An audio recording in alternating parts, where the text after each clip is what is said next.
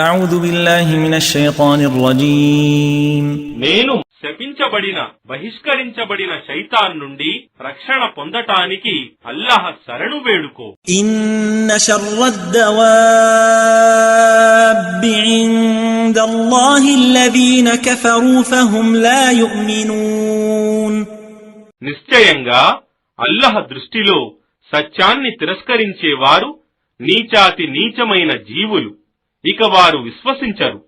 الذين عاهدت منهم ثم ينقضون عهدهم في كل مرة وهم لا يتقون. వారిలో ఎవరితోనైతే నీవు ఒడంబడిక చేసుకున్నావో వారు ప్రతిసారి తమ ఒడంబడికను భంగపరుస్తున్నారు, మరియు వారికి దైవభీతి లేదు.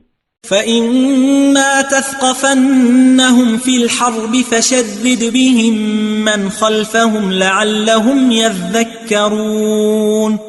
ఒకవేళ నీవు యుద్ధరంగంలో వారిపై ప్రాబల్యం పొందితే వారి వెనుక ఉన్న వారు చెల్లా చెదరైపోయేటట్లుగా వారిని శిక్షించు, బహుశా వారు గుణపాఠం నేర్చుకోవచ్చు. وَإِمَّا تَخَافَنَّ مِنْ قَوْمٍ خِيَانَةً فَانبِذْ إِلَيْهِمْ عَلَى سَوَاءٍ إِنَّ اللَّهَ لَا يُحِبُّ الْخَائِنِينَ. మరియు ఒకవేళ నీకు ఏ జాతి వారి వల్లనైనా నమ్మక ద్రోహం జరుగుతుందనే భయముంటే మీరు ఇరుపక్షం వారు సరిసమానులని తెలుపటానికి వారి ఒప్పందాన్ని వారి వైపుకు విసరివేయి.